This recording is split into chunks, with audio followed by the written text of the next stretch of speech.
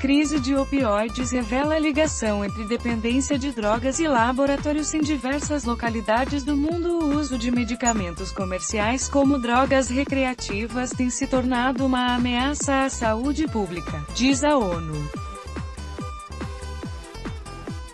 O pior caso é o dos opioides, responsáveis por 76% das mortes decorrentes do uso de drogas no mundo. Sobre esse assunto, a Sputnik Brasil entrevistou Jorge Jaber, especialista em dependência de drogas. Os dados apresentados pelo Relatório Mundial sobre Drogas, lançado na terça-feira, 26, pelo Escritório das Nações Unidas sobre Drogas e Crime, UNODC, são alarmantes. Segundo a organização, o documento apresenta a magnitude e a complexidade sem precedentes do mercado global de drogas, mostrando um aumento no número de mortes devido ao uso dessas substâncias. O que mais choca, no entanto, é a presença e o impacto crescente dos opioides sintéticos em meio a esses dados.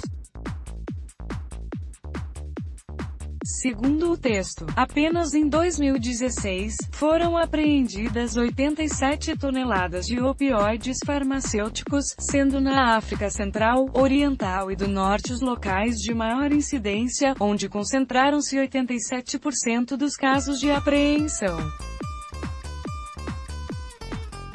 No entanto, em 2017, a Ásia contabilizou mais da metade desse tipo de apreensão.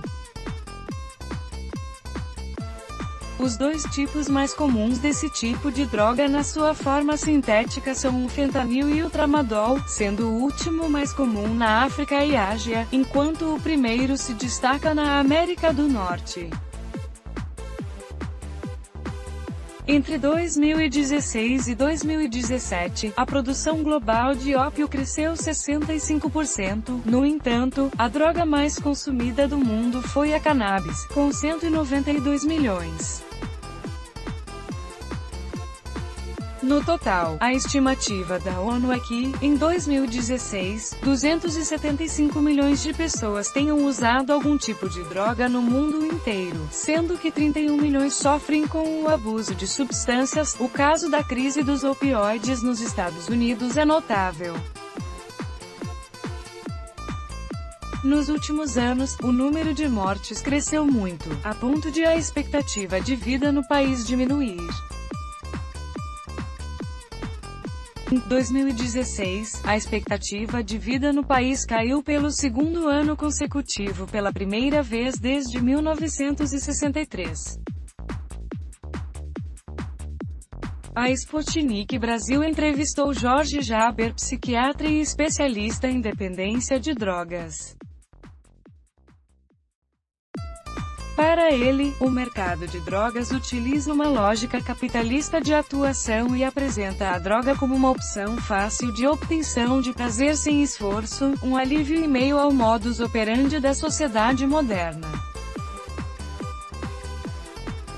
O uso de drogas entrou numa visão de lucro imediato. Então o mercado das drogas utiliza o mesmo mercado, a mesma estratégia de mercado de vendas de outros produtos que também são venenosos, ressalta. Baseando-se nos dados divulgados Relatório Mundial sobre Drogas, Jaber salienta a gravidade da crise causada pelo opioides nos Estados Unidos, e relaciona a situação com o Brasil. Em relação aos opioides, especificamente, é uma situação tratada como epidêmica nos Estados Unidos, na América do Norte, através da utilização dos chamados painkillers, ou dos analgésicos potentes.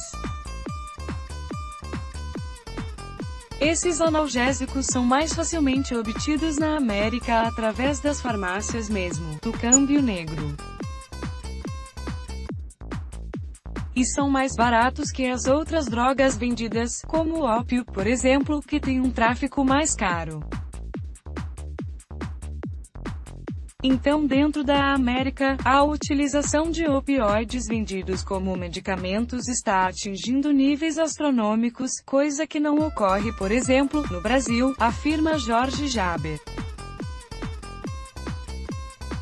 No Brasil, a crise em torno da política de drogas aplicadas é de conhecimento público, sendo o tráfico de drogas o maior responsável pelo alto número de presos no país, por exemplo, e pivô nos debates sobre segurança pública.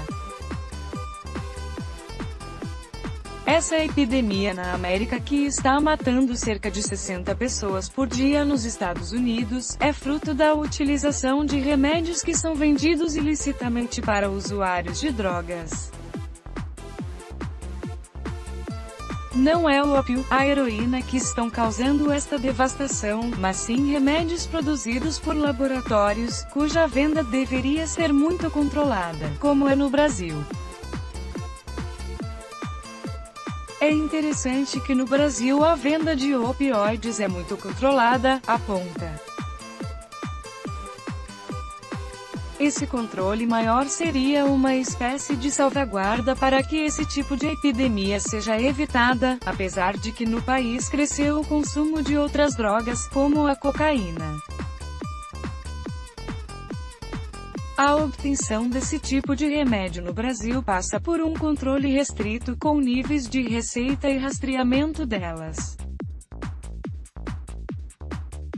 Esse tipo de medicamento, aponta Jorge Jaber, costumam ser prescritos a pessoas com necessidade de analgésicos potentes, por exemplo, pessoas com câncer, graves lesões neurológicas, que sofreram acidentes graves, ou mesmo para o uso em cirurgias. Aqui no Brasil nós usamos praticamente 3 tipos de receita. A receita branca, que é uma receita que é utilizada, por exemplo, para antibióticos, então o paciente tem que ter uma receita médica específica padrão. Tem a receita azul, utilizada para substâncias psicotrópicas como, por exemplo, um calmante, e a receita amarela é utilizada para opioides. A receita amarela para se obter é muito difícil. Você tem que ir pessoalmente na vigilância sanitária e ao chegar lá, mostrando a sua carteira de médico, você recebe um bloquinho com o número de receitas numerado.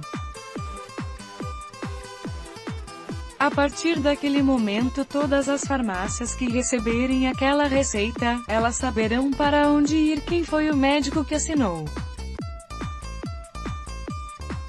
Então é muito controlado, explica Jaber. O especialista também afirma que o medicamento ainda assim pode gerar dependência nos usuários, incluindo entre funcionários da saúde, que têm o acesso facilitado a esse tipo de medicamento. Nos Estados Unidos, mais de 42 mil pessoas morreram de overdoses de opioides em 2016, um aumento de 28% em relação a 2015, segundo as estatísticas do Centro Nacional de Estatísticas de Saúde do ZEUA.